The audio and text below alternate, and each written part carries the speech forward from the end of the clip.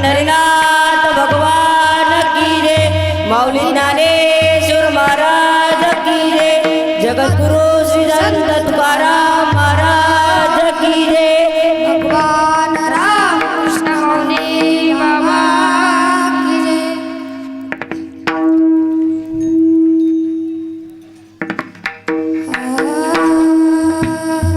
राम कृष्ण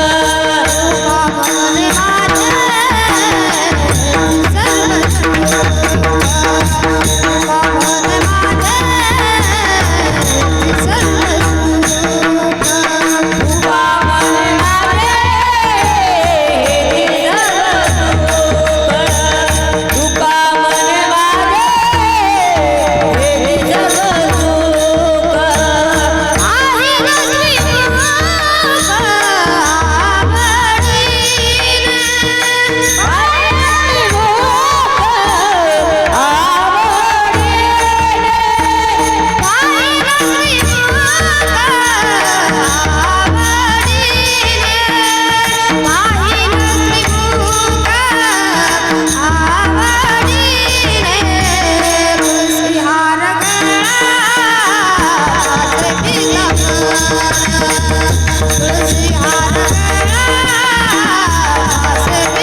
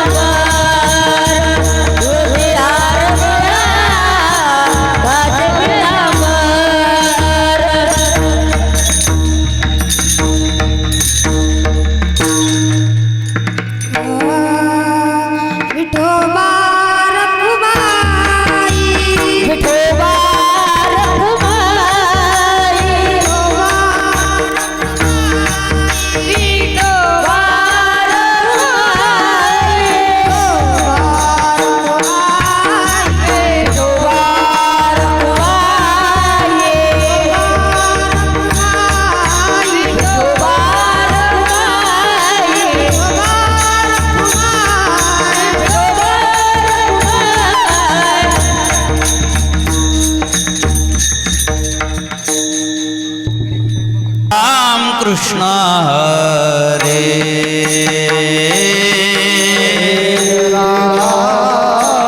कृष्ण हरे जय राम कृष्ण हरे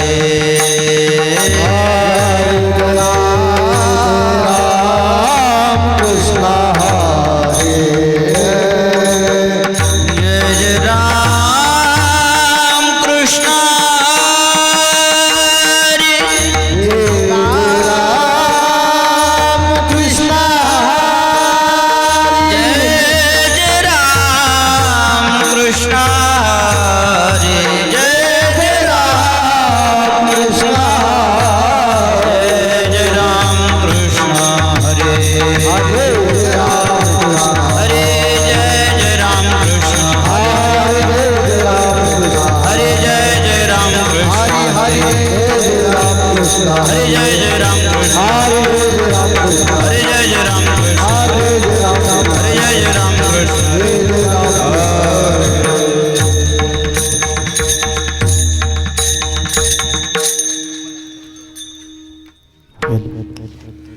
रूप पाहता लोचनी सुख झाले वो साजनी सुख झाले वो साजनी सुख झाले वो साजनी पाहता लोचने सुख झाले वो साजने सुख झाले वो साजने रूप पाहता लोचनी सुख झाले वो साजनी सुख झाले वो साजनी सुख झाले वो साजनी रूप पाहता लोचने सुख झाले वो साजने सुख झाले वो साजने सुख झाले वो साजने तो हा विठ्ठल बरवा तो हा माधव बरवा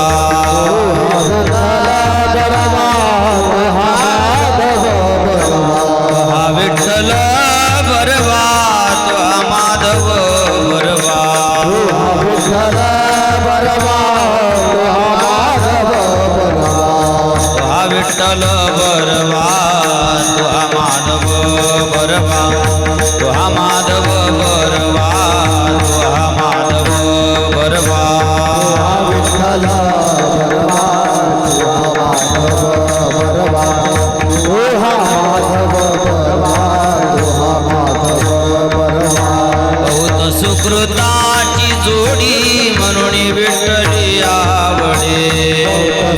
सुकृताची जोडी म्हणून विठ्ठली आवडे बहुत सुकृताची जोडी म्हणून विठ्ठली आवडे सुकृताची जोडी म्हणून विठ्ठली आवडे हा विठ्ठल बरवा तो हा माधव बरवा तो हा माधव बरवा तो हा माधव बरवा हा विठ्ठल बरवा तो हा माधव बरवा तो हा माधव बरवा तो हा माधव बरवा सर्व सुखाचे आगर बाप रखमा देवी वर सुखाचे आगर बाप रखुमा देवीवर सर्व सुखाचे आगर बाप रखमा देवी वर सुखाचे आगर बाप रखुमा देवीवर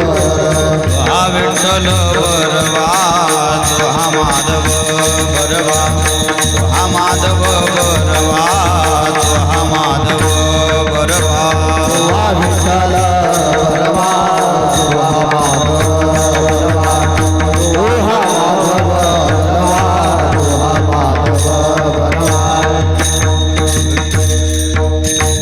जय जय राम कृष्ण जय जय राम कृष्ण हरे जय जय राम कृष्ण हरे जय राम कृष्ण राम कृष्ण हरि जय जय राम कृष्ण हरि राम कृष्ण हरि जय जय राम जय राम कृष्ण हरि जय जय राम कृष्ण हरि राम कृष्ण हरि जय जय राम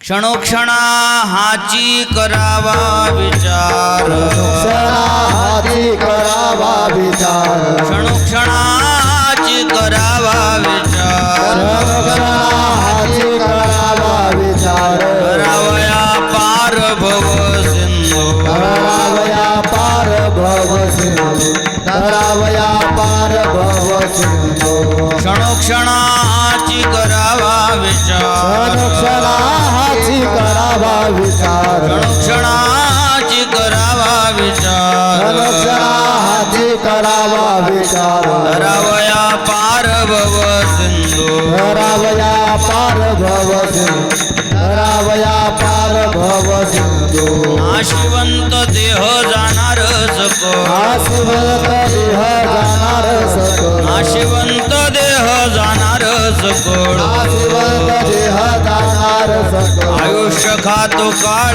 सावधान आयुष्य खातो काळ सावधान आयुष्य खातो काळ सावधान संत समागमी धरावी आवडे भक्त समागमे धरावी आवडे संत समागमी धरावी आवडे भक्त समागमे धरावी आवडे धरावी तातडी परमार्थे करावी तातडी परमार्थाची करावी तातडी परमार्थाची नाशिवंत देह जाणार सको आशिवंत देह जाणार सको नाशिवंत देह जाणार सको आशिवंत देह जाणार सको आयुष्य खातो काळ सावधान आयुष्य खातो काळ सावधान आयुष्य खातो काळ सावधान कामने लोकीच्या व्यवहार कामने इह लोकीचा व्यवहार कामने लोकीच्या व्यवहार कामने इह लोकीचा व्यवहार का डोळे धुरे भरून राहू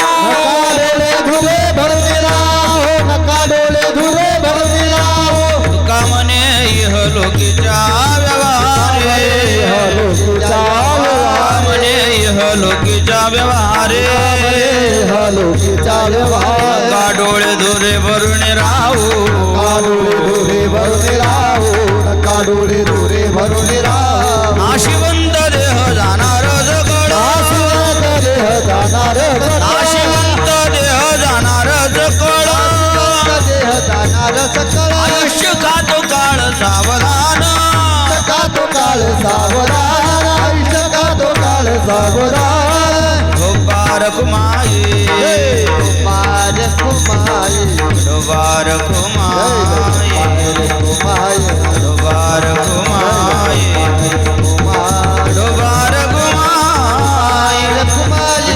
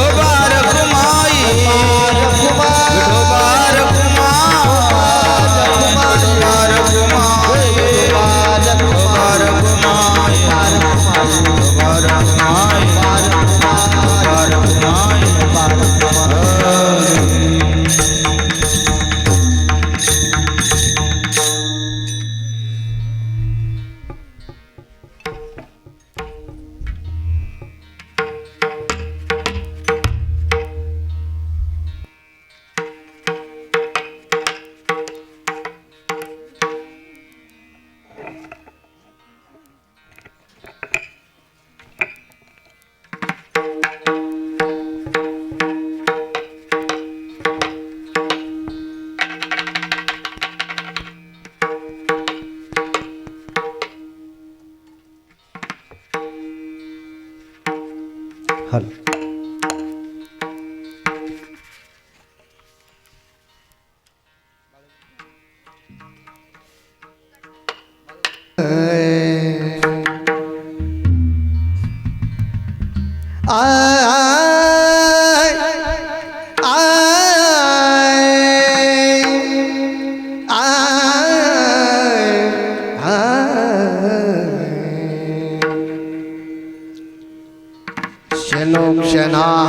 क्षणाहाती करावा विचार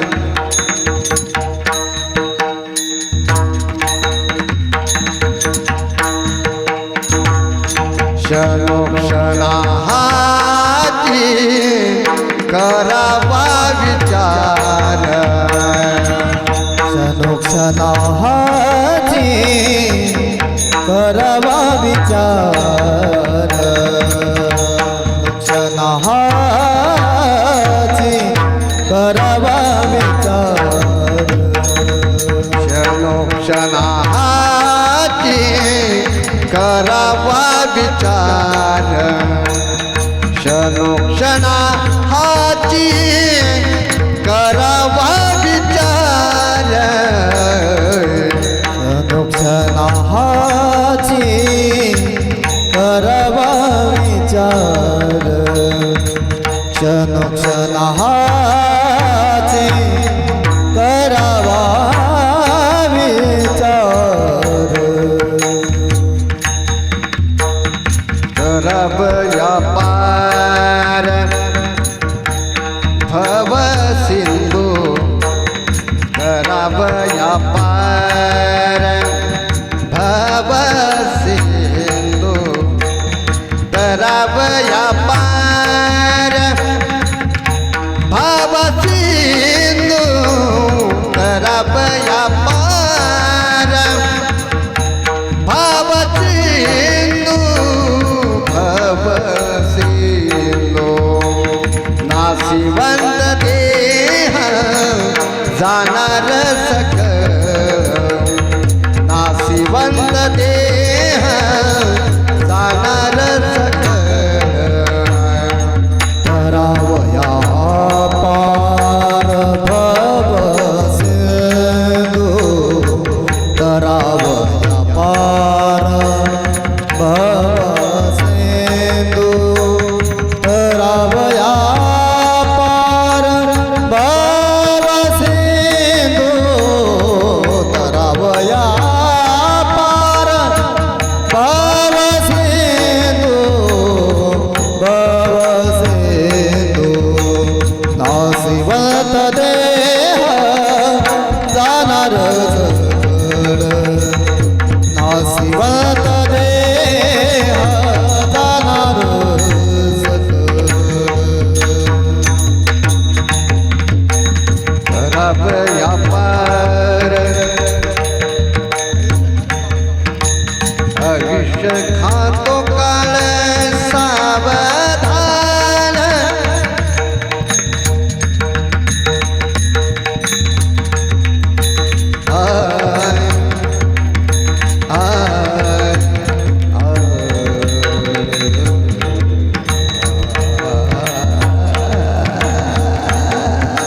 आयुष्य खातो काळ सावधान आयुष्य खातो काळ सावधान सावधान सावधान सावधान सावधान आयुष्य खातो काळ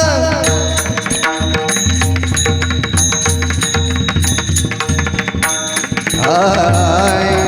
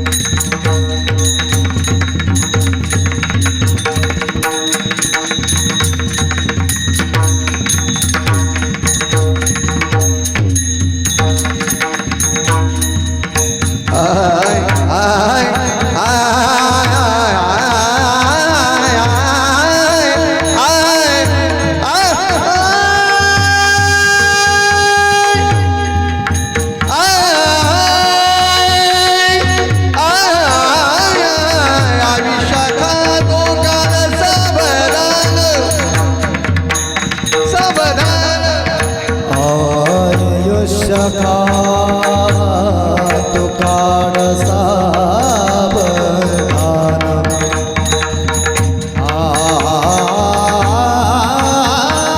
आयुष्य कात काढ सावधान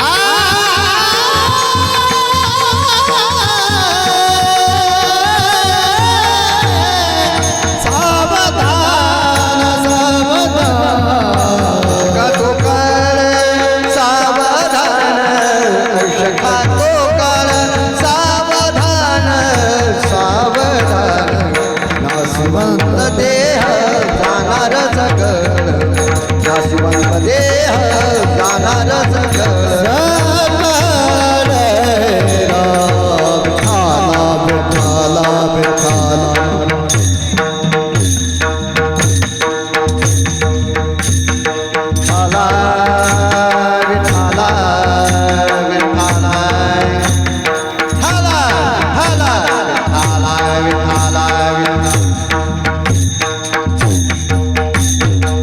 विठाला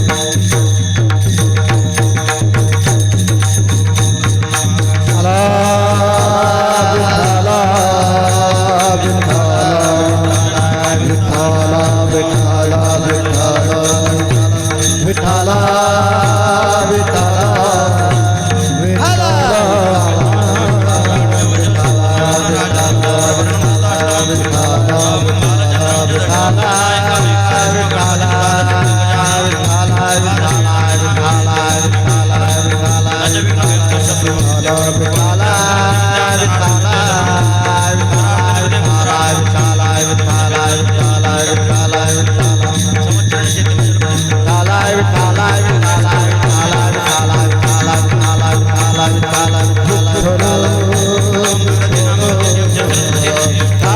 विठाला विठाला विठाला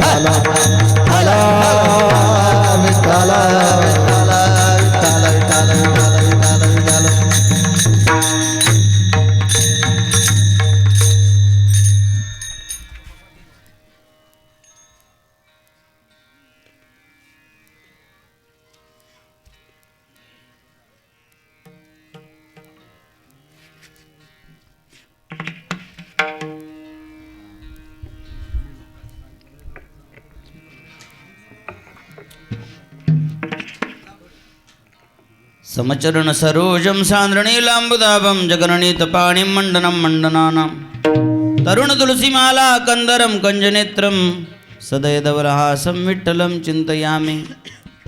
पांडुरंगा करू प्रथम नमन दुसरे चरण संतांच्या त्यांच्या कृपादाने कथेचा विस्तारू बाबाजी सद्गुरु दास तुका ज्ञानेश भगवान विष्णू निवृत्तीर भगवान हर सोपान भगवान ब्रह्मा मुक्ताख्या ब्रह्मचित्कला. ओम नमो ज्ञानेश्वरा करुणा करा दयाळा तुमचा अनुग्रह लादलो पावन झालो चराचरी.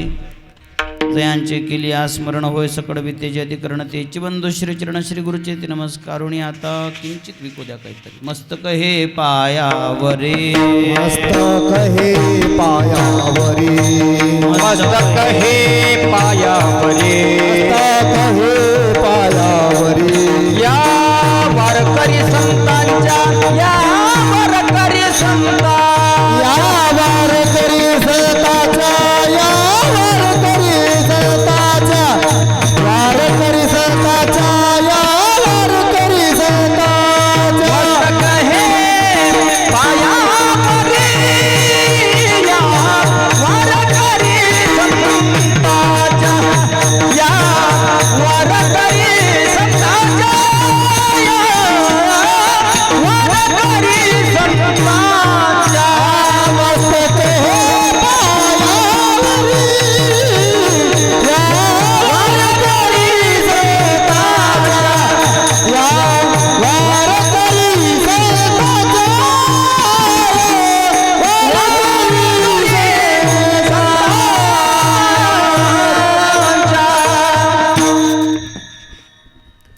क्षणोक्षणाची करावा विचार तरावया पार भवसिंधू.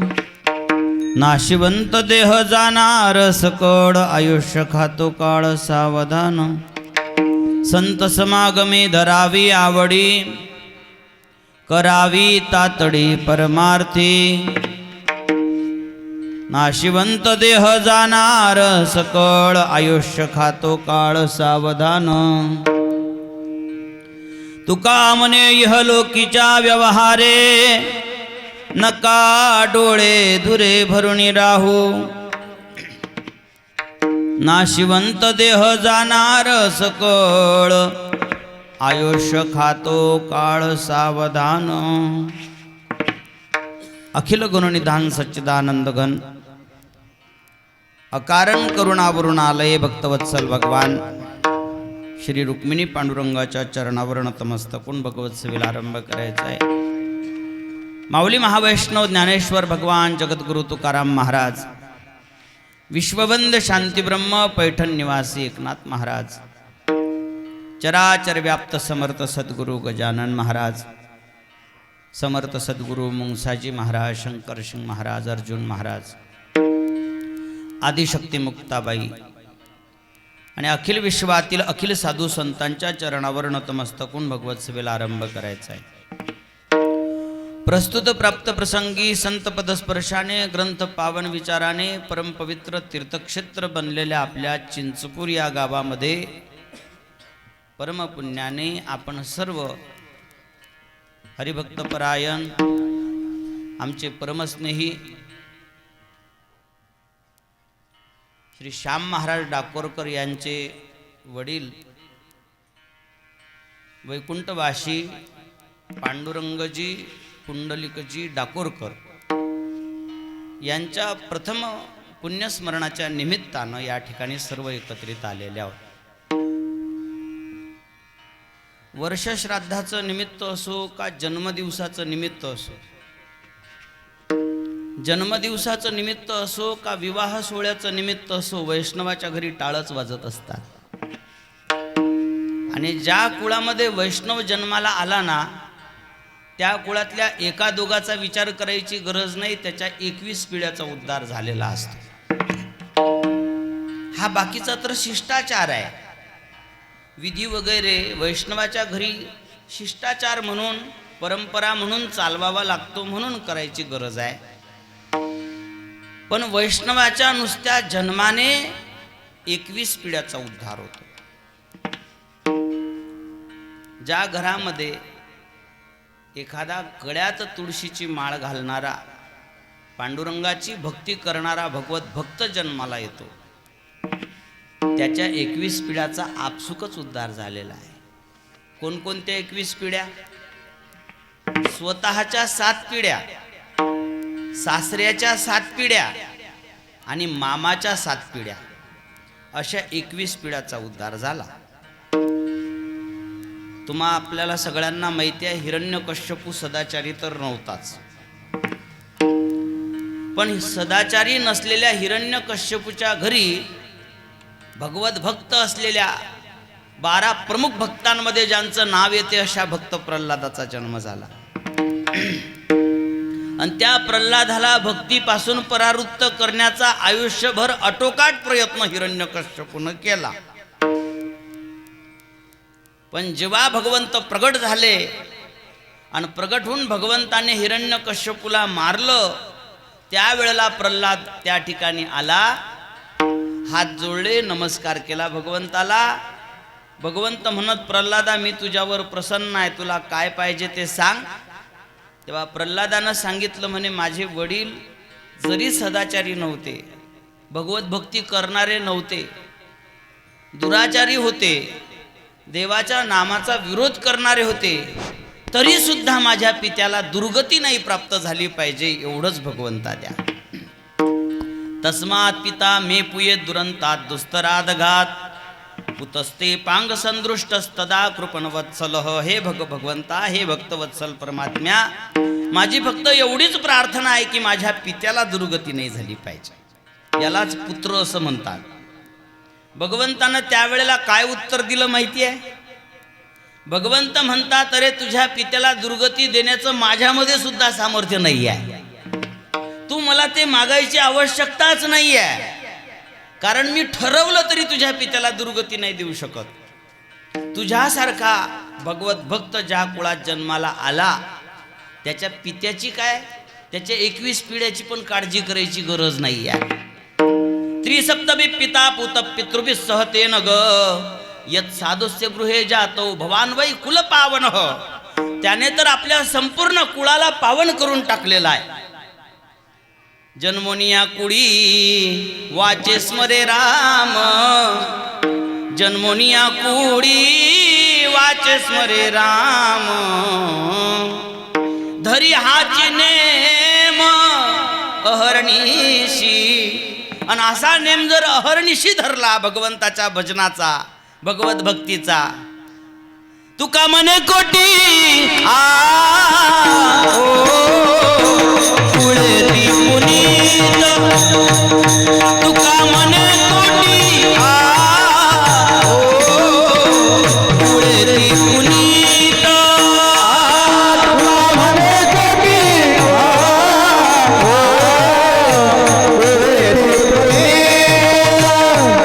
तुका म्हणे कोटी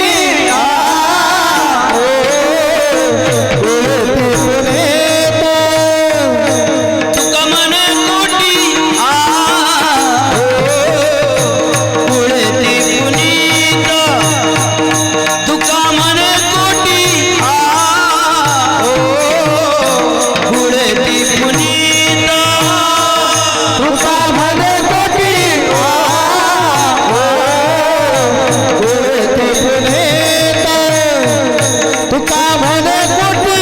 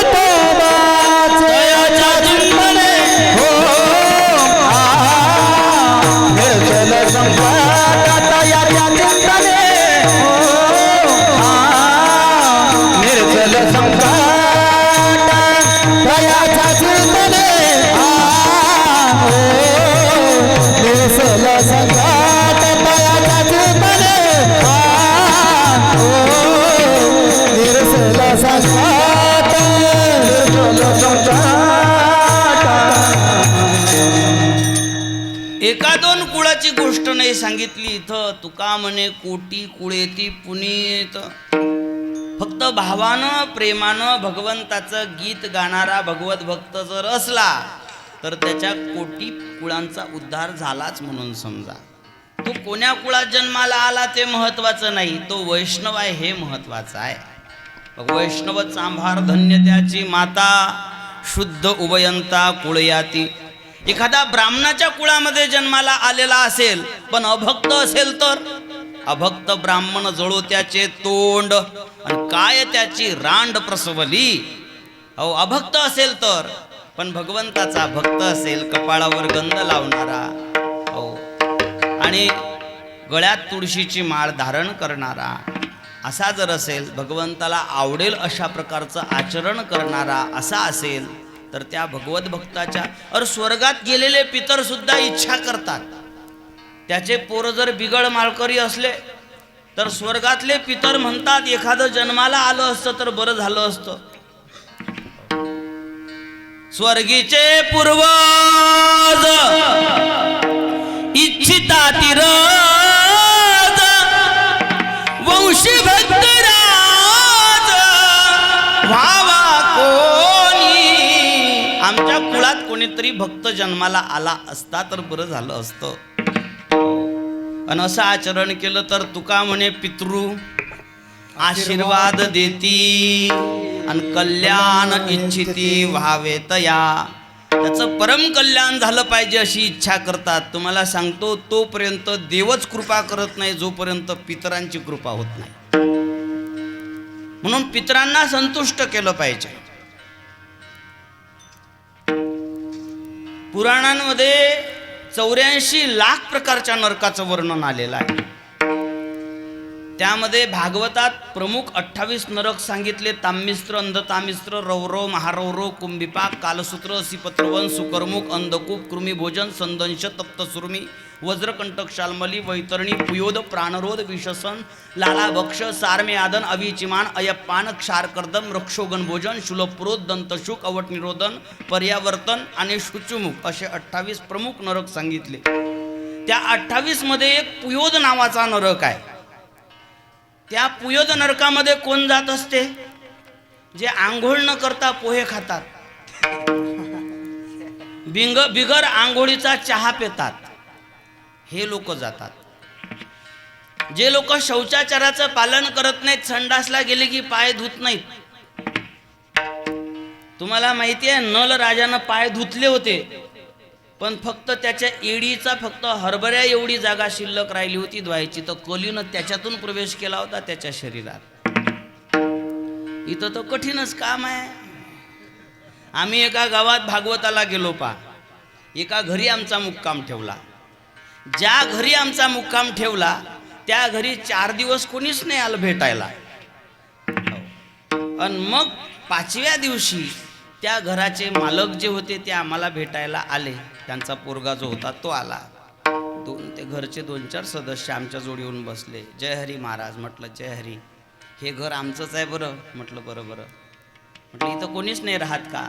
नाही म्हणे महाराज, आम्ही अगोदर राहत होतो म्हणे तिथं, पण आता हे घर सोडून दिलं म्हणे आम्ही. मी म्हटलं सोडून देण्याचं काय कारण आहे? म्हणे महाराज आम्हाला या घरात भूतच दिसतात. मी म्हटलं काय? म्हणे या घरात भूतच दिसतात. मी म्हटलं मग आम्हाला कशासाठी ठेवलं याच्यात? ते म्हणे महाराज लोक राहिले की भूत पळून जातील या हिशोबानं ठेवलं. म्हटलं आमच्या छातीवर बसलं तर काय करा? ते म्हणे महाराज पण आता एखादा उपाय सांगा, आम्हाला नाही दिसलं पाहिजे. मी म्हटलं बस पवित्रतेचं जीवन जगा, देवाला आवडते असं जीवन जगा, माळ घाला, गंध लावा. हो काय पवित्रता ठेवा लागते? म्हटलं पवित्रता काय एवढं कळत नाही का?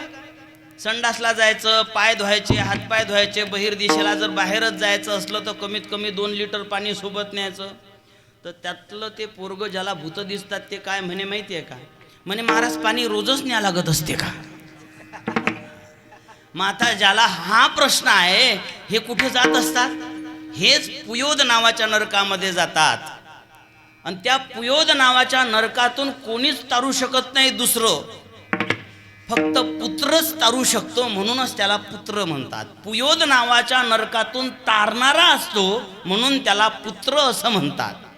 जो आपल्या पित्याचं वर्ष श्राद्ध करत नाही, उत्तर क्रिया करत नाही, जो आपल्या पित्याच्यासाठी मृत्यूच्या नंतर जे कर्तव्य आहेत ते करत नाही आणि जिवंत असताना सेवा करत नाही, त्याला पुत्र तरी कसं म्हणावं? तो पुत्र नाही आहे. आता ते पित्र सुद्धा राहत नाहीत, इपित्र बनतात. म्हणून आपल्या मुलांवर असे संस्कार टाकावे की त्याच्या गळ्यात पवित्र तुळशीची माळ असावी आणि त्या घरामध्ये वैष्णवाच्या घरात टाळाचा खणखण आवाज आला पाहिजे. वैष्णवा घरी वैष्णवा घरी सर्व काळ, वैष्णवा घरी सर्व काळ, सदा घन घनती टाळ, सदा घन घनती टाळ. वैष्णवा घरी सर्व काळ, वैष्णवा घरी सर्व काळ, सदा घन घनती टाळ, सदा घन घनती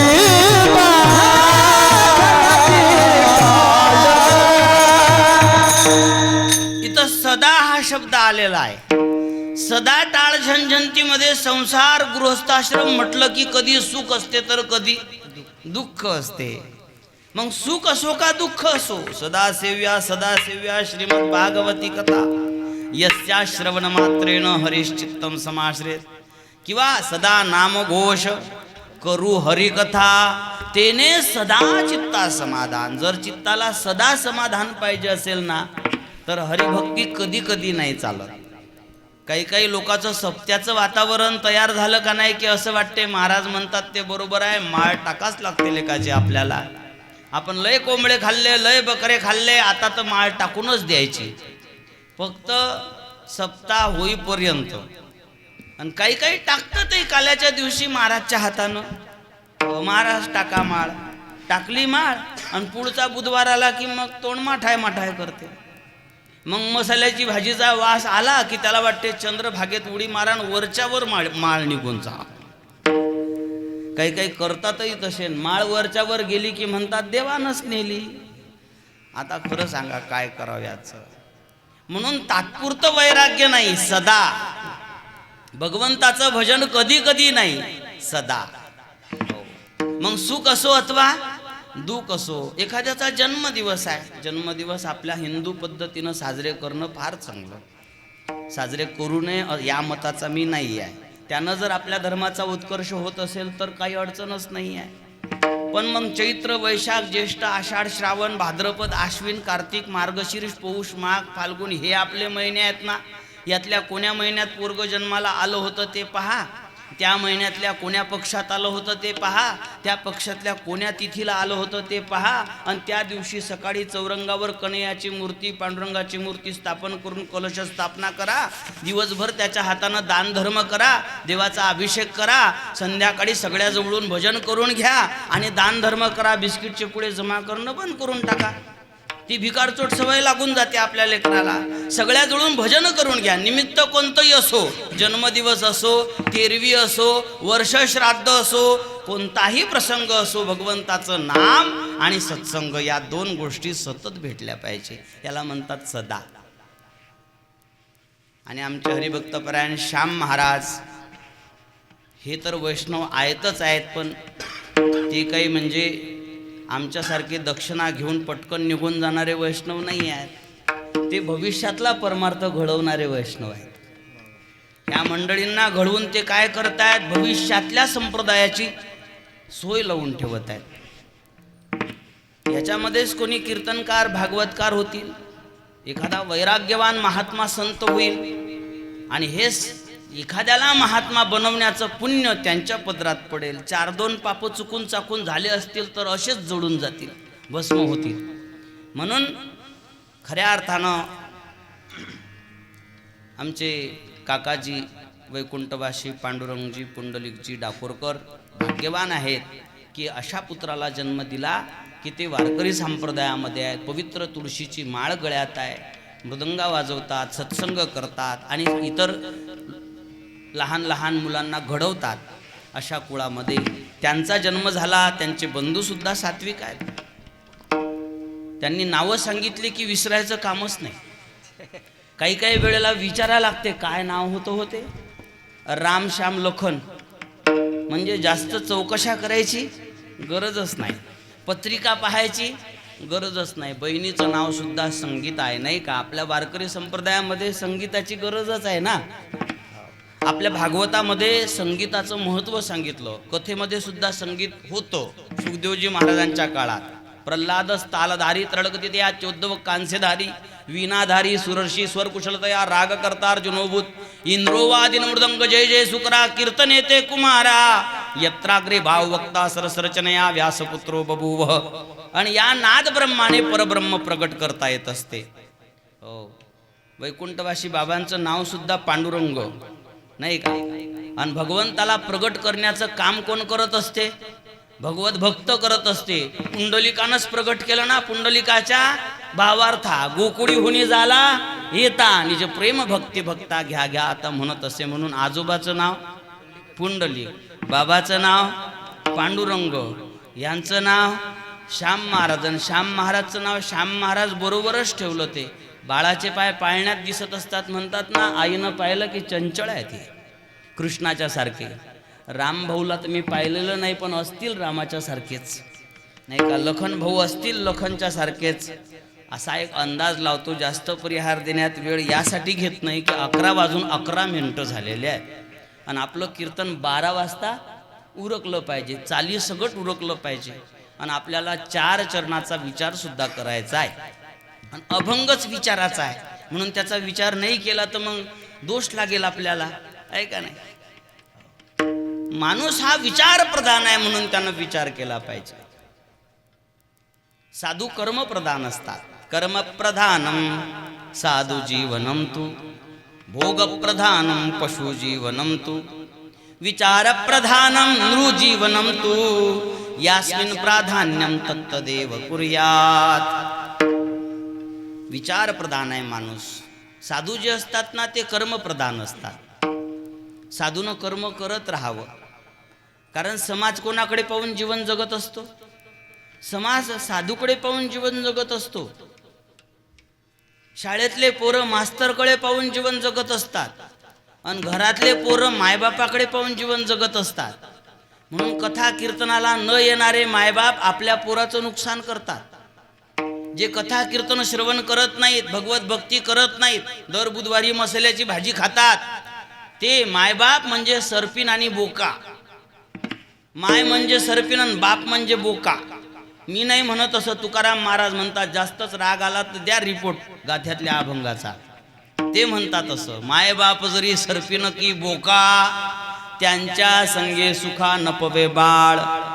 एक अंडे खाऊ सरपीन नावाची जात आहे बिनविषारी सापांमध्ये.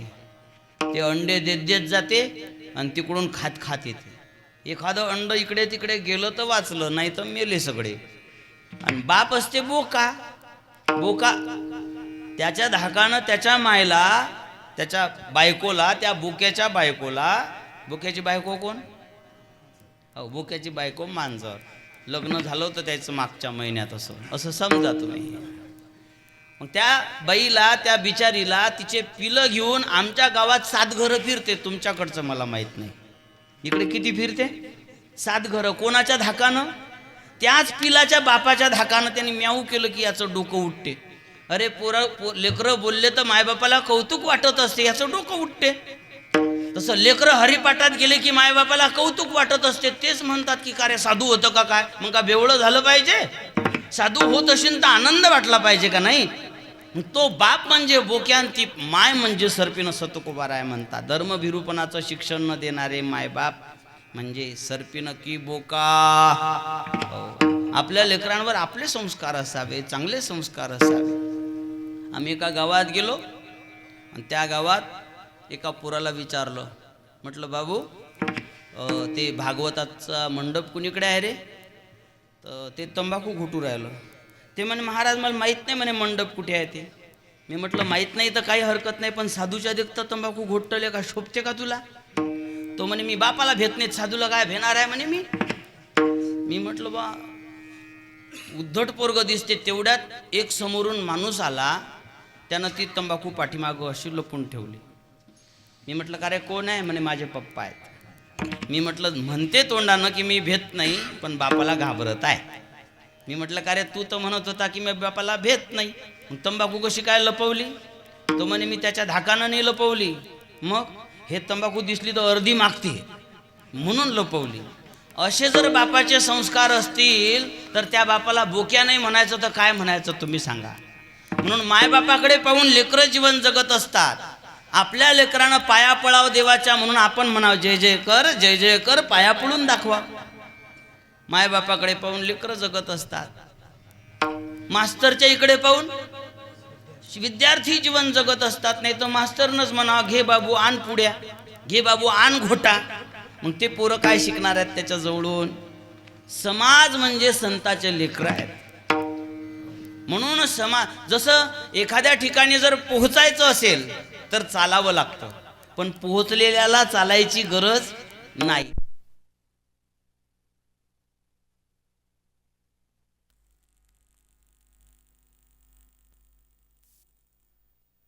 हो, नाथ महाराज म्हणतात नरदेह परम पावन, पावनी न साधी ब्रह्मज्ञान, तो लांडा गर्दभ जान पुच्छे बिन दुपाई.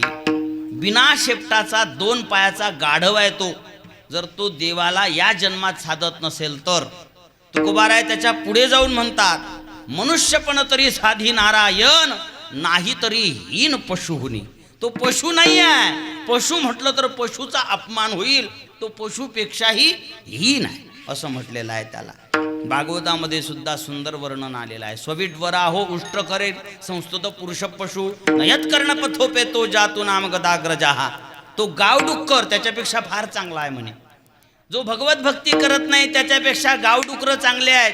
धनाच्यासाठी मारे तोंड खूप असतात इकडे तिकडे, रातचे खणतात. इथं खड्डा खंदू दे, तिथं खड्डा खंदू दे, आला आलं आलं, गेलं गेलं गेलं, इथंच होतं तिकडे गेलं. दुसऱ्या दिवशी म्हणतात होतं राजा हातात आलं होतं पण सटकलं ते, गेलं कोणीकडे. दन दना आवाज येते, शेजाऱ्याला झोपू देत नाहीत ते. आणि ते लोक कोण असतात? डुकराचे काम असतात, उकर वाकर करायचे. हे डुकराच्या खाणीचे लोक जे आहेत हे आरामाचं धन कसं मिळेल याच्यासाठी आटापिटा करत असतात. हो, विहित मार्गानं आहे का येऊ द्या, निषिद्ध मार्गानं आहे का येऊ द्या. लक्षात ठेवा, आपल्याजवळ असलेलं धन जर अन्यायाचं असेल, आपलं नसेल, तर ते 10 वर्षापेक्षा जास्त टिकत नाही.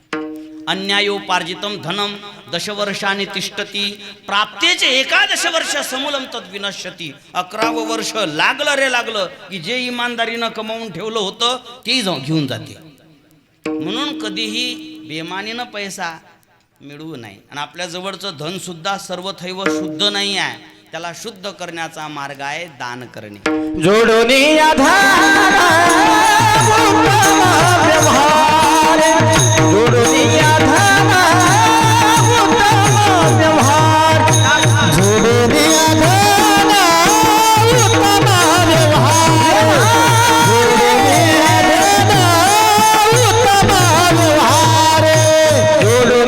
आधार व्यवहार, जोडोनी आधार व्यवहार, जोडोनी आधार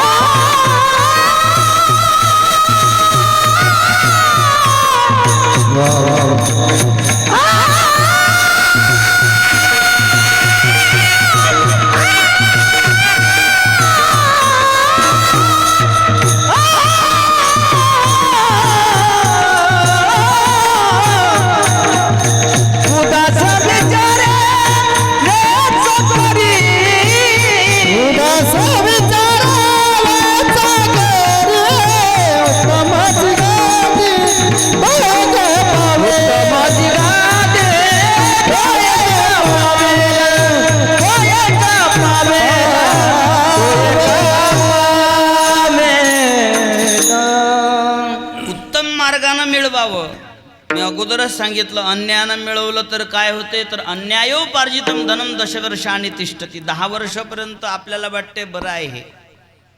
एखाद्या वेळेस धन संपलेलं दिसणार नाही आणि तिनं धन मिळवणाराचं, पण ते हत्ती कवट खात असते ते माहिती आहे का? तो हत्ती काय करतो, कवट जसंच्या तसं गिळून घेतो, तोंडच तेवढं आहे त्याचं, आणि ते कवट चावत नाही, गिळून घेतो. म्हणजे पोटात कवट जसंच्या तसंच असते, आणि दुसऱ्या दिवशी संडास करते, जसंच्या तसंच पडते. तुम्ही म्हणाल मग त्याला काय फायदा, जसं खाल्लं तसंच पडलं, मग फायदा काही झाला का? फायदा हा झाला की वरून जसंच्या तसंच आहे, पण आत अजिबात गर शिल्लक राहिलेला नाही. आतला गर नष्ट झाला, नुसतीच कवटी शिल्लक राहिली. तसं एखाद्या माणसानं अन्यायानं धन मिळवलं आणि 10 वर्षापर्यंत त्यानं सुख भोगलं, 11व्या वर्षी त्याचं धन नष्ट झालेलं जर नाही दिसलं, तर समजा वरची कवटी आहे, आतून समाधान नावाची गोष्ट अजिबात त्याच्याजवळ नाही. म्हणून तरी स्वधर्मी आतवते, जे जे मिळे आपण याते, ते ते दिजे बहुते सन्मान योगे. स्वधर्मानं मिळवायचं, अधर्मानं मिळवायचं नाही. आणि स्वधर्मानं मिळवून ते आपलं नाही आहे. उदास विचारे वेच करी. हो, हे तीर्थ आहे. दानतीर्थे धनाढ्या, विद्यातीर्थे जगतिपतयो साधवो सत्यतीर्थे, धारातीर्थे धरतीपतयो योगिनो ध्यानतीर्थे. हो, गंगा तीर्थे मलिन मनसो, दानतीर्थे धनाढ्या, लज्जा तीर्थे कुलयुवतया पातकम क्षालयन्ते. कोणासाठी कोणतं तीर्थ आहे याचं शास्त्र आहे. विद्यातीर्थे जगतिपतयो, हे विद्यार्थी आहेत ना, यांच्यासाठी कोणतं तीर्थ आहे, विद्या अर्जन करणे हेच यांच्यासाठी तीर्थ आहे. विद्यार्थ्याचे लक्षण लक्षात घ्या पोरं हो. 5 लक्षण आहेत विद्यार्थ्याचे. कोणकोणते? काकचेष्टा, बकध्यानम, श्वाननिद्रा, तथैवच अल्पाहारो गृहत्यागो विद्यार्थी पंचलक्षणम. या 5 लक्षणांना युक्त जो असतो तो विद्यार्थी असतो. काकचेष्टा म्हणजे कावळ्यासारखी चतुरता असली पाहिजे. कावळे किती चतुर असतात. एखाद्या खोलगट भांड्यामध्ये पाणी असेल आणि ते त्याला प्यायचं असेल आणि कमी असेल तर ते काय करतात, दगड घेतात, टाकतात. एवढासा मेंदू असेल बिचाऱ्याचा, पण किती चतुर आहे तो. म्हणून कावळ्यासारखी चतुरता असली पाहिजे विद्यार्थ्याच्या जवळ. काकचेष्टा, बकध्यानम, बगळे पाहिले का तुम्ही? आपल्या वारकऱ्यासारखेच कपडे घालतात ते बगळे, आणि ते बसतात कुठे, नदीवर. कुठे बसतात, बरोबर काठावर, एक पाय वर करून. म्हणजे असं वाटते की साधुबा भविष्य सांगायला आलेला आहे, तपश्चर्या करायला बसलेला आहे. त्या मासोळ्या हात दाखवायला येतात, खाली चोच घातली की रिकामी जातच नाही. एवढी एकाग्रता असते त्याची. तशी एकाग्रता असली पाहिजे. आपलं लक्ष ध्येयाकडे असलं पाहिजे. श्वान निद्रा, श्वान म्हणजे कुत्रा. कशी झोप असली पाहिजे, कुत्र्यासारखी झोप असली पाहिजे. कुत्रं कसं झोपत असते, कुत्रं झोपते झोपते झोपते, सागाचं वाळलेलं पांजर पडलं कडकन वा वा वा वा लगेच सुरू करून देते. तशी झोप असली पाहिजे. श्वान निद्रा तथैवच अल्पाहारो, म्हणजे आता जर जास्त जेवून आलो तर आपल्याला कीर्तनात उभं राहणं होईल का? नाही होणार ना. अभ्यास करणं होईल का? म्हणून लोलुपता काय, निद्रेते जिनावे आणि भोजन करावे परिमित, मोजकं भोजन करावं. युक्त आहार विहार, नेम इंद्रियांशी सार, नसावी बासर निद्रा. बहुभाषण, जास्त बोलू नये, जास्त भोजन करू नये, आवश्यक तेवढं भोजन केलं पाहिजे, आळस येणार नाही असं. हो, अल्पाहारो आणि गृहत्यागो. आता घराचा त्याग केला, मायबापाची आठवण नाही आली पाहिजे. जर विद्या अर्जन करायची असेल तर आपल्या ध्येयाकडे लक्ष असलं पाहिजे. हे विद्यार्थ्याचं तीर्थ आहे. 2 व्यसनं जरूर करत जा. विद्यार्थ्यानं 2 व्यसनं केले पाहिजे. एक बिडी आणि दुसरी तंबाखू. हो, उद्यापासून सुरू करा का आजपासून करता? कोणकोणते 2 व्यसनं करायचे? सिरियसली घेतलं त्यानं. हे नाही, 2 व्यसनं सांगतो तुम्हाला. व्यसनानि संति बहुनी केवलम द्वयमेव व्यसनम व्यसनम विद्याभ्यसनम व्यसनम अथवा हरिपाद सेवनम व्यसनम. एक विद्या अर्जन करण्याचं, ज्ञानग्रहण, संगीत कोणी गायन करणारा असेल रियाज करा, पखवाद वाजवणारा असेल सकाळी त्याची प्रॅक्टिस करा, कोणी कीर्तन करणारा असेल तर ग्रंथाचं वाचन करा, आपल्या गुरुजींच्या जवळून ग्रंथ सोडून घ्या, समजून घ्या. असा अभ्यास करण्याचं व्यसन असलं पाहिजे. नाहीतर भगवंताच्या चरणाची सेवा करण्याचं व्यसन असलं पाहिजे. विद्यातीर्थे जगतीपतयो साधवो सत्यतीर्थे. साधूच्यासाठी तीर्थ कोणतं आहे?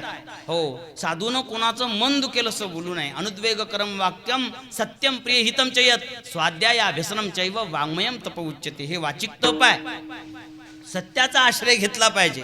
सत्य मूल सब सुकृत सुहाये वेद पुराण विदित मनु गाये नाही असत्य समपातक पुंजा गिरीसम होईक कोटिक गुंजा. साधूच्यासाठी ते तीर्थ आहे. साधवो सत्य तीर्थे धारा तीर्थे धरतीपतयो. एखादा शूरवीर रणांगणामध्ये युद्ध करणारा असेल, युद्धामध्ये जर युद्ध करता करता त्याला मृत्यू आला, सर्व पापापासून मुक्त झाला. हतोवा प्राप्ससी स्वर्ग जित्वा वा भोक्षसे महिम भगवंतानं उपदेश केला होता अर्जुनाला. म्हणून त्याच्यासाठी तेच तीर्थ आहे. धारा तीर्थे धरतीपतयो.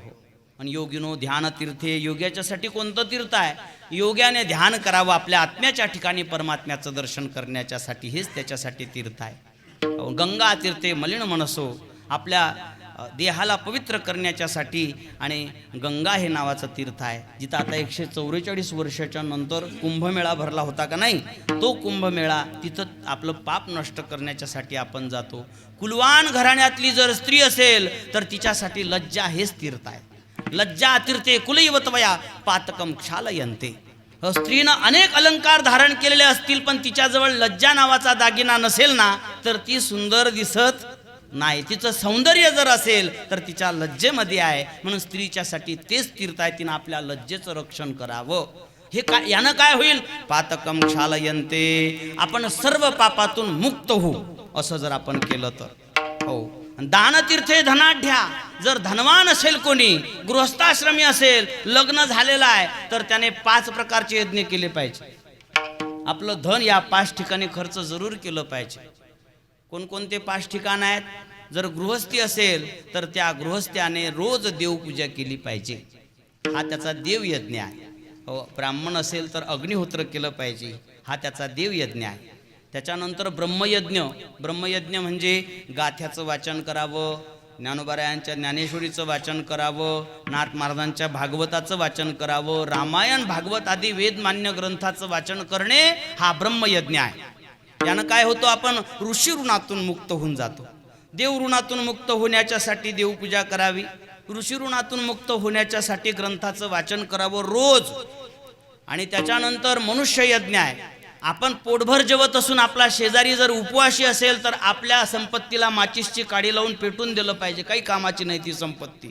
शेजारी उपाशी नाही राहायला पाहिजे. मनुष्य यज्ञ. कोणी उसणं पासणं मागायला आलं तर असेल आपल्याकडे तर जरूर दिलं पाहिजे. किंवा आपल्याकडे आलेला जो कोणी अतिथी असेल तो विनमुख नाही केला पाहिजे. अज्ञात अतिथी आल्या समय खोडी काढू नये त्याचे ठाई तोही माझे स्वरूप पाय अन्न ते समय अर्पावे. अतिथी जाता परांगमुख ते असवे जाय पुण्य निश्चयक. म्हणून समय अन्न द्यावे आवश्यक ना तरी उदक तरी द्यावे. आपल्या घरी अतिथी विनमुख जातच नसतो. विनमुख जाता अतिथी नेई सुकृताची संपत्ती. आपल्या जवळची सगळी संपत्ती म्हणजे पुण्यरूपी संपत्ती सगळी लुटून घेऊन जातो तो. म्हणून त्याला विनमुख जाऊ देऊ नये. हा झाला मनुष्य यज्ञ. त्यानंतर आहे भूतयज्ञ. भूतयज्ञ म्हणजे आपल्या दारात जे पक्षी येतात हे सुद्धा उपाशी नाही गेले पाहिजे. त्यांच्या चारा पाण्याची व्यवस्था आपण केली पाहिजे. आपण घर झाडझूड करतो ना, झाडतात ना घरं. तुम्ही झाडताना माऊल्या घरं झाडताना तुम्ही घरं झाडणं पाप आहे. घर झाडू नये. कारण घरात मुंग्या असतात, घरात कीटक असतात, जीवजंतू.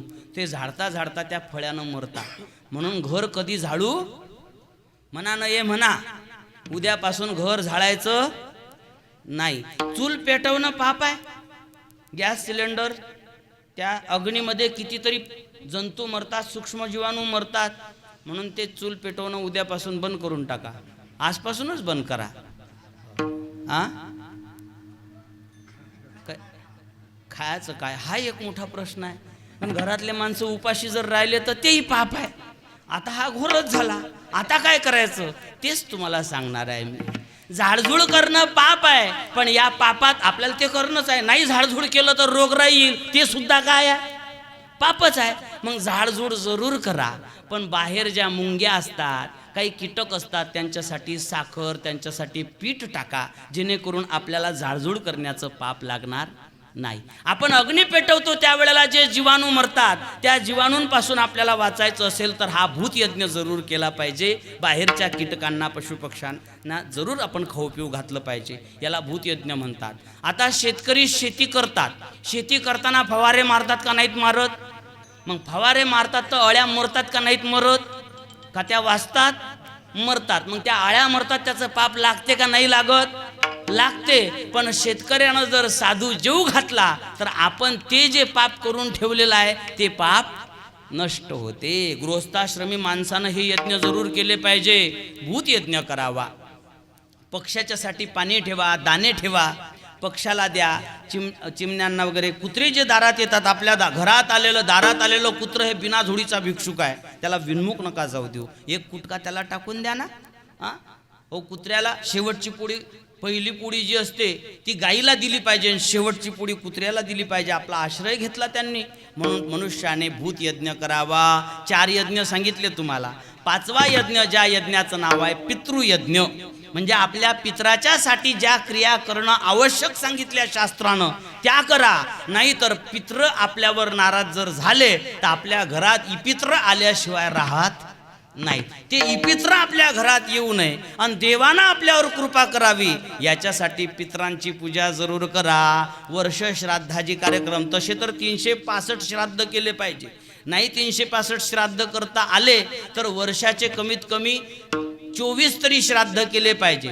24 नाही करता आले तर पितृ पंधरवड्यामध्ये 15 दिवस श्राद्ध करावं. ते जर नाही करता आले तर 3 श्राद्ध वर्षाचे जरूर करावे. एक अक्षय तृतीयेच्या दिवशी, एक सर्व पितृ अमावस्येच्या दिवशी आणि आपल्या पित्राची जी कोणती पुण्यतिथी असेल, पुण्यस्मरण असेल त्या दिवशी. या 3 दिवशी तरी आपण श्राद्ध जरूर केलं पाहिजे. त्यातल्या त्यात वर्ष श्राद्ध फार महत्त्वाचं असते.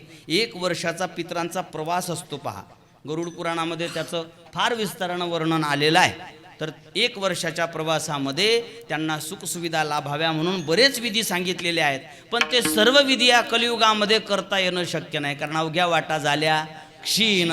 कली न घडे साधन. थोडासा मंत्र कमी जास्त झाला तर घोर होऊन जाते. मंत्र चढे थोडा तरी धडची होय वेळा. भागवतामध्ये कथा येते. भागवतामध्ये त्वष्ट्यानं यज्ञ केला होता इंद्राला मारल्या जाणारा पुत्र व्हावा म्हणून. पण तो मंत्र म्हणत असताना मंत्र कसा म्हटला त्यांनी? इंद्रशत्रू विवर्धस्व, इंद्रशत्रू विवर्धस्व. इंद्र शब्दाला उदात्त करायचं, अनुदात्त केल्या गेलं. त्याचा परिणाम इंद्राला मारणारा पुत्र होण्याऐवजी इंद्राच्या हातून मारला जाणारा पुत्र झाला. असं होते. मंत्र जर थोडासा चुकीचा म्हटल्या गेला तर. आणि कलियुगामध्ये एखाद्या वेळेस अशुद्ध उच्चार कोणाचाही होऊ शकतो. असं होऊ नये म्हणून सगळ्यात सोपा मंत्र सांगतो तुम्हाला. तो मंत्र जर म्हटला, बाकीचे विधी गौण आहेत. कोणता मंत्र?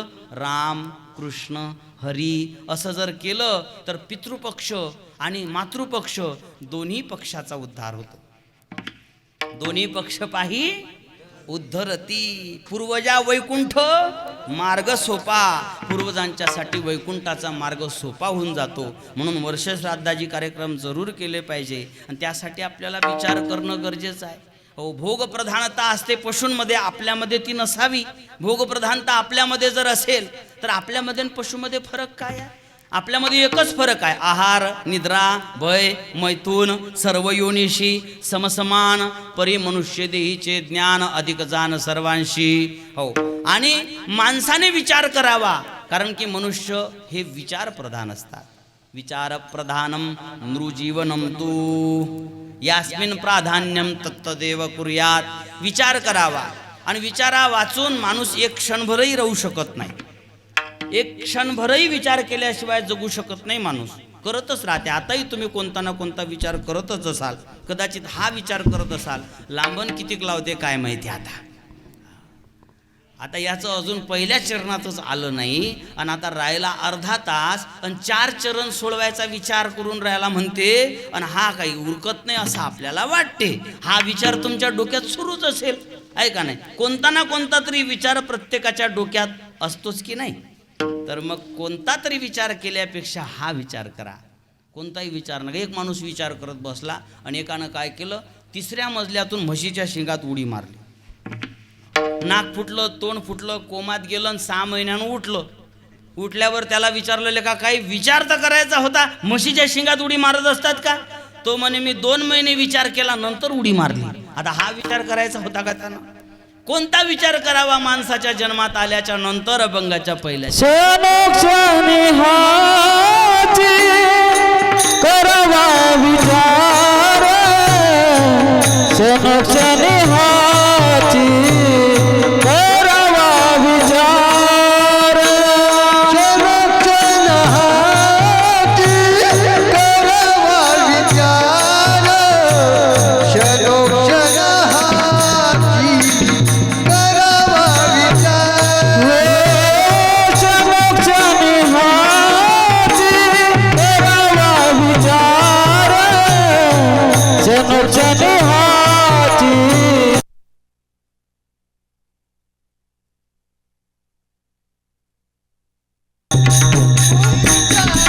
वारे आपलं मरण मरायला तयार आहे, फक्त एकदा त्याचं व्हा लागते. हो, मी सांगत असतो नेहमी, कुत्र्याचे 2 प्रकार, काही असतात पालतू कुत्रे आणि काही असतात फालतू कुत्रे. पालतू कुत्रे कोणते असतात? ज्याच्या गळ्यात पट्टा फिरून येते, एखादा कुटका भेटला तर भेटला बिचाऱ्याला, कारण ते फालतू कुत्रा आहे. मग मला सांगा, पट्ट्यावाले कुत्रे बरे का बिगर पट्ट्यावाले? पट्ट्यावाले म्हणजे मालकाच्या नावाचा पट्टा त्याच्या गळ्यात असला पाहिजे. आम्ही घातला गळ्यात, आमच्या मालकाच्या नावाचा पट्टा आहे हा. असा पट्टा गळ्यात असला की आपण त्याचे झालो, आणि आपण त्याचे झालो की आपल्याला यमाचे फटके नाहीत बसत. मला सांगा, एखाद्याचं चुकलं तर त्याची माय त्याला शिक्षा करते, माय त्याला मारते, पण मायचं मारणं कसं असतं? पोलिसासारखं असते का? आणि पोलिसाचे फटके कसे असतात? मायच्यासारखे असतात का? नाही ना. तसं यमाचे फटके पोलिसाच्या फटक्यासारखे आहेत, आणि देवाचे फटके आईच्या फटक्यासारखे आहेत. आपण जर त्याचे झालो तर देव आपल्याला शिक्षा देईल. जे तलवारीनं द्या लागते ते सुईनं काम करीन भगवंत, आपण जर त्याचं झालो तर. म्हणून देवाचं व्हा म्हणजे देवाचं आपण झालो म्हणजे देवाचं होण्याचा एक अभिमान केला तर बाकी दुसरा कोणता अभिमान येणार नाही. व्यवहारिक जो कोणता अभिमान असेल हा अभिमान करू नका. नका डोळे धुरे भरून राहू. डोळे धुरे भरून राहू म्हणजे या व्यवहारिक कोणत्याच गोष्टीचा अभिमान करू नका, हा त्याचा अर्थ आहे.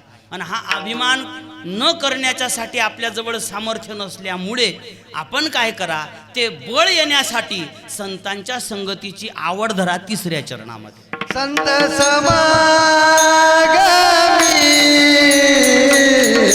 धरावी आवडी, संत समागमी धरावी आवडी, संत समागमी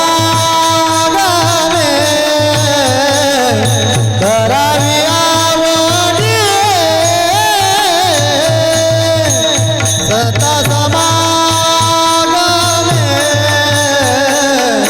धरावी आवडी, संत समागमी धरावी आवडी, करावी तातडी परमार्थाची, संत समागमी धरावी आवडी, करावी तातडी परमार्थाची. रामकृष्ण नाशिवंत देह झाला न सकल, नाशिवंत देह झाला न सकल, संत समागम धरावी आवडी, करावी तातडी परमार्थाची, संत समागम धरावी आवडी, करावी तातडी परमार्थाची. रामकृष्ण हरी नाशिवंत देह झाला न सकल, नाशिवंत देह झाला न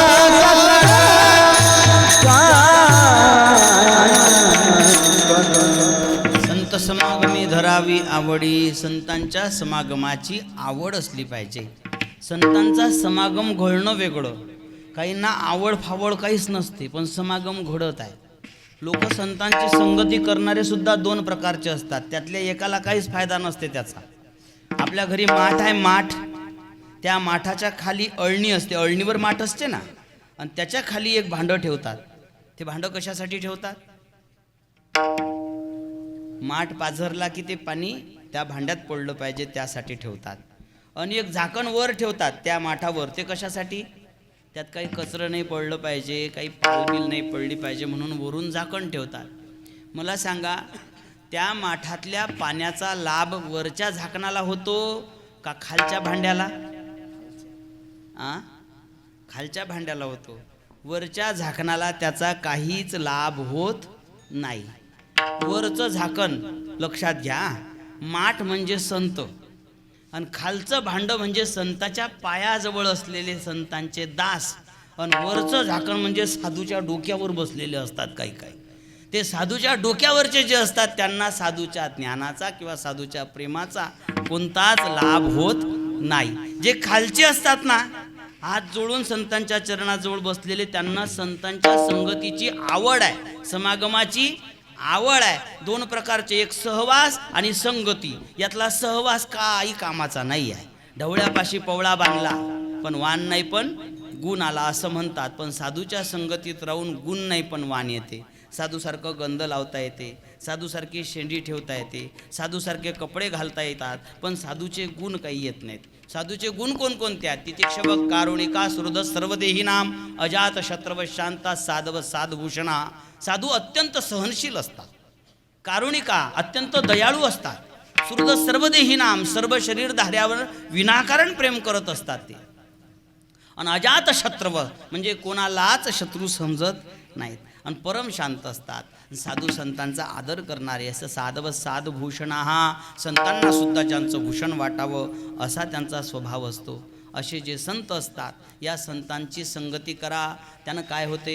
त्या संतांच्या संगतीमध्ये भगवंताच्या यथार्थ कथा श्रवण करायला मिळतात, ज्यानं आपल्या चित्ताची शुद्धी होते. म्हणून संत समागमी धरावी आवडी. आणि याच्यासाठी उशीर नका करू, कारण इथं उशीर जर केला, आळस जर केला तर आपलं नुकसान आहे. येता आळसू जेने केला तो सर्वस्वे नागवला, थिता परमार्थ हातीचा गेला, आवर्ती पटला भवचक्री. ऐसे जाणून यदुराया देहाच्या लवलाया, परमार्थ साधावया ब्रह्मोपाया उद्यत व्हावे. छे दुनिया आळसासी दौडून या निद्रेसी, आत्मचिंतन अहर्निशी अविश्रमेशी साधावे. साधावया आत्मलग्न, सावधान विजवराचे मन, तेने साक्षेपी आपण सायुज्य लग्न साधावे. 50 वर्षाचा माणूस आहे, त्याचे अर्धे केस काळे आहेत आणि अर्धे केस पांढरे आहेत, आणि त्याला दुसरं लग्न करायची इच्छा झाली. आता तो असं म्हणेन का पुढच्या वर्षी पाहू, असं म्हणेन तो? त्याला वाटते पुढच्या वर्षीपर्यंत उरले सुरले पांढरे होतील, नंतर तो भेटणं, तर आताच भेटणं कठीण, आणि पुढे काय भेटणार आहे? तो जसं लग्न करण्याच्यासाठी घाई करत असतो ना, तसं सायुज्य मोक्ष प्राप्तीच्यासाठी, परमात्मा प्राप्तीच्यासाठी, भवसमुद्रातून पार होण्याच्यासाठी माणसानं तातडी केली पाहिजे. करावी तातडी परमार्थी. बरं, कशासाठी एवढी घाई आहे? कारण की ज्या देहानं आपल्याला हे साधन करायचं आहे तो राहील याची खात्री नाही आहे अभंगाच्या. नाशिवंत देह जाणार सकळ, नाशिवंत देह जाणार सकळ, नाशिवंत देह जाणार सकळ, नाशिवंत देह जाणार सकळ, नाशिवंत देह जाणार सकळ, नाशिवंत देह जाणार सकळ, नाशिवंत देह जाणार सकळ, नाशिवंत देह जाणार सकळ. आयुष्य खात काढ, आयुष्य खात काढ सावधान, नाशिवंत देह जाणार सकळ, जाणार सकळ, जाणार सकळ. आयुष्य खात काढ, आयुष्य खात काढ सावधान, नाशिवंत देह जाणार सकळ, नाशिवंत देह जाणार सकळ. हा देह नाशिवंत आहे, तो कधी संपेल सांगता येत नाही. म्हणून कौमारम आचरित प्राज्ञो धर्मान भागवतानिह दुर्लभम मानुषम जन्म तदप्योद्रमर्तदम. हा मनुष्य जन्म फार दुर्लभ सांगितलेला आहे. तशी तर बालपणात सुरुवात केली पाहिजे. या वयात मी सांगत असतो नेहमी, बालपणामध्ये परमार्थाची सुरुवात योग्य आहे. मी सांगतो सकाळी किती वाजता उठाव पोरो? हां, 1 घंट्यानं पुढे गेले तुम्ही, 4 वाजता उठाव. पण ठीक आहे, 5 वाजता पण काही चुकीचं नाही तुमच्यासाठी. 5 वाजता उठाव आणि 5 वाजता जेवणे आल्यावर हां किती वाजता उठाव? 5 वाजता नाही जेवायला, समजा जागच नाही आली, मग 5 वाजताच जेवणे आल्यावर 6 वाजता. 6 वाजता नाही जेवायला की 7 वाजता. 7 वाजता नाही जेवायला की 8 वाजता. 8 वाजता नाही जेवायला की 9 वाजता. 9 वाजता नाही आला की 10 वाजता. 10 वाजता नाही 12 वाजता उठाव माणसानं कमीत कमी. तसं तर सकाळी 4 वाजताच उठाव, पण जेवण आल्यावर का उठायचंच नाही माणसानं. जब जागो तब सवेरा, आहे का नाही? तसं माणसानं परमार्थाची सुरुवात बालपणातच करा. पण बालपणात जर समजा आपल्याला तसे संस्कार नाही भेटले तर कमीत कमी तरुणपणात तरी करा. तरुणपणात तसे संस्कार भेटले नसतील तर मग कमीत कमी म्हातारपणात तरी. आमच्या गावचं एक म्हातार मरायला टेकलं, 4-5 दिवसानं मरते. इथून नळी टाकली होती, इकडून खाणं बंद झालं, तरी पोराला काय म्हणते ते, त्याच्यात रसा रसा टाक रे बाबू, रसा रसा. अजून रशाची हाव आहेच. म्हणजे म्हातारपणी तर परमार्थाची सुरुवात करावं कमीत कमी. हा नाशिवंत देह आहे, लवकर सुरुवात करा. पण जर नाहीच आपल्याला लवकर करता आली तर जेव्हा जागं झालो तेव्हा सुरुवात करून द्या, नाहीतर मग हो शरीर कधी जाईल सांगता येत नाही. देह हे काळाचे, धन कुबेराचे, इथं आपलं काय आहे? म्हणून नाशिवंत देह जाणार सकळ आणि प्रत्येक क्षणाला आयुष्य काळ खात आहे. म्हणून तातडी करा आणि प्रत्येक क्षणाला भवसमुद्रातून पार होण्याचा विचार करा. विठोबा रखुमाई, विठोबा रखुमाई, विठोबा रखुमाई, विठोबा रखुमाई, विठोबा रखुमाई, विठोबा रखुमाई. ज्ञानेश्वर माऊली, माऊली ज्ञानेश्वर माऊली, ज्ञानराज माऊली, ज्ञानेश्वर माऊली, माऊली ज्ञानेश्वर माऊली, ज्ञानराज माऊली, ज्ञानेश्वर माऊली, ज्ञानेश्वर माऊली, ज्ञानराज माऊली. गण गण गणात बोलते, गण गण गणात बोलते, गण गण गणात बोलते, गण गण गणात बोलते, गण गण गणात, गण गण गणात, गण गण गणात, गण गण गणात, गण गण गणात, गण गण गणात, गण गण गणात, गण गण गणात, गण गण गणात, गण गण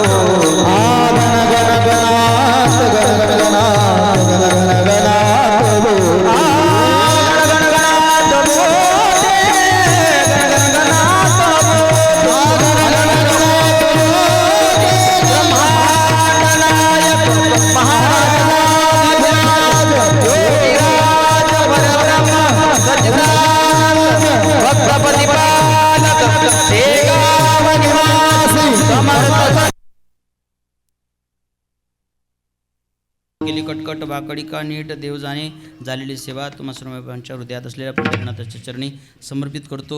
बाबांच्या हृदयातल्या पंढरीनाथाच्या चरणी समर्पित करतो. या ठिकाणी आपण सर्व मंडळी ज्यांच्यासाठी एकत्रित आलेले आहोत त्यांच्यासाठी आपण व्यावहारिक तर कोणत्याच प्रकारची मदत करू शकत नाही, पण एक मदत आपण आजही करू शकतो, ती म्हणजे देवाचं भजन करून त्या भजनाचं पुण्य त्यांना समर्पित करू शकतो. म्हणून सर्वांनी रामकृष्णजीचं भजन हातानं टाळी वाजून मुखानं भजन करायचा आणि मनोमन संकल्प करायचा की आत्ता या कीर्तनामध्ये आम्ही जे काही भजन केलं हे सर्व भजन हरिभक्तपरायण बाबांच्या चरणी समर्पित करू. राम कृष्ण हरी जय जय राम कृष्ण हरे, राम कृष्ण हरी जय जय राम कृष्ण, राम कृष्ण हरी जय जय राम कृष्ण हरे, हरे राम कृष्ण हरी जय जय राम कृष्ण, राम कृष्ण हरी जय जय राम कृष्ण हरे, राम कृष्ण हरी जय जय राम कृष्ण हरे, राम कृष्ण हरी जय जय राम कृष्ण हरे, राम कृष्ण हरी जय जय राम कृष्ण हरे, राम कृष्ण हरी जय जय राम कृष्ण हरे, राम कृष्ण हरी जय जय राम कृष्ण हरे, हरी जय जय राम कृष्ण हरी हरे राम कृष्ण हरी जय जय राम कृष्ण हरे राम कृष्ण हरी जय जय राम कृष्ण हरे राम कृष्ण हरी जय जय राम कृष्ण हरे राम कृष्ण हरी जय जय राम कृष्ण हरे हरे राम कृष्ण हरी जय जय राम कृष्ण हरे राम कृष्ण हरी जय जय राम कृष्ण हरे राम कृष्ण हरी जय जय राम कृष्ण हरे राम कृष्ण हरी जय जय राम कृष्ण हरे राम कृष्ण हरी जय जय राम कृष्ण हरे भगवान की जय महाराज की जय महाराज की जय